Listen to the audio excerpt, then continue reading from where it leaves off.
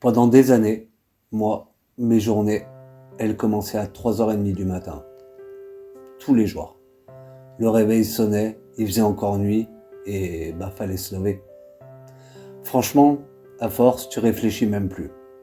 Tu te lèves, t'es fatigué, t'as parfois même pas récupéré de la veille, mais faut y aller, y a pas le choix.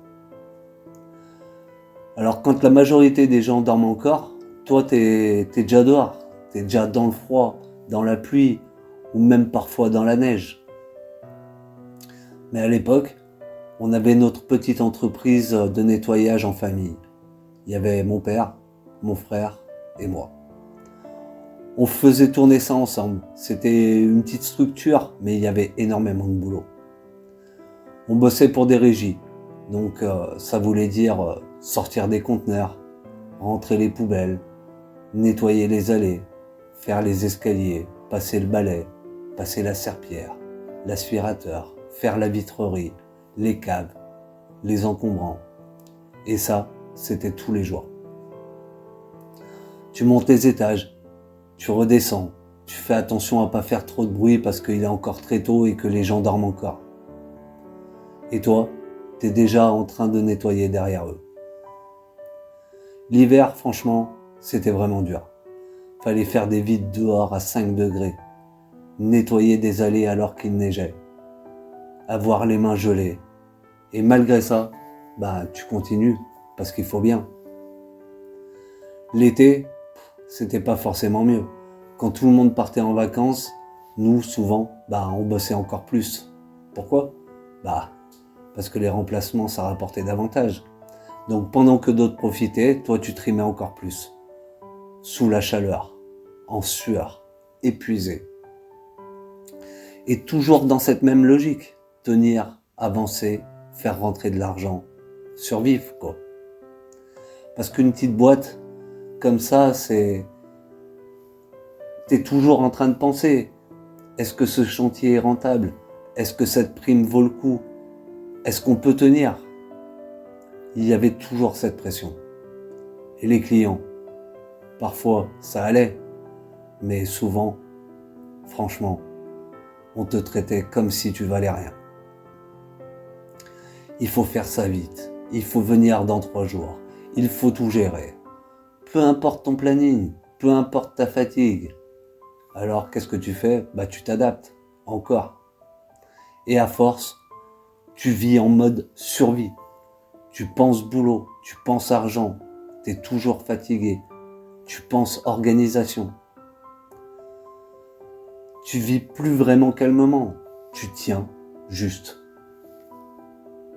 Alors bien sûr, parfois il y avait aussi des moments un petit peu plus humains, des personnes âgées qui venaient discuter, qui te disaient bonjour, qui prenaient un petit peu de temps avec toi. Et honnêtement, c'est pas grand-chose. Mais dans un quotidien comme ça, c'est des petits moments qui comptaient. Mais globalement, c'était une vie vraiment rude. Et le pire dans tout ça, c'est que tu t'y habitues.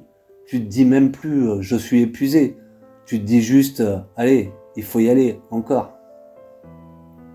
Et les années passent. 20 ans exactement. Et avec le recul aujourd'hui, je peux dire clairement que je me suis pas détruit d'un coup, mais je me suis usé tout doucement. Physiquement, mais surtout mentalement. Parce que à force de pousser sur la machine, ton corps et ton esprit, ils encaissent, mais au bout d'un moment, c'est plus tenable. Et quand t'es dedans, tu réalises pas toujours. Tu fais juste avancer la machine. Et puis un jour, on a pris une décision. Mon père, mon frère et moi. On a choisi d'arrêter. Alors, pas parce qu'on abandonnait, pas parce qu'on avait tout raté, mais parce qu'on savait que cette vie nous avait coûté. Et on arrivait tout simplement au bout. Alors, après ça, forcément, il y a eu le chômage. Une transition. Et quand tu as vécu pendant des années dans un rythme aussi brutal et radical, autant dire que le ralentissement, ça fait bizarre. Tu découvres autre chose.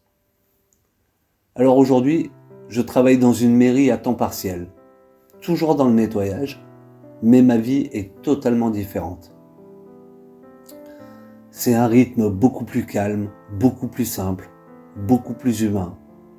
Alors bien sûr, soyons clairs, ça ne me rendra jamais riche, et je suis encore moins à l'abri. Mais franchement, je respire beaucoup mieux, je dors beaucoup mieux, et je vis beaucoup plus calmement. Et avec le recul, je comprends enfin quelque chose. Ce n'est pas seulement le travail qui peut te détruire, c'est le rythme de vie que tu acceptes pendant trop longtemps. Quand tu as la tête dedans, tu le vois pas forcément. Mais quand tu prends du recul, tu comprends tout.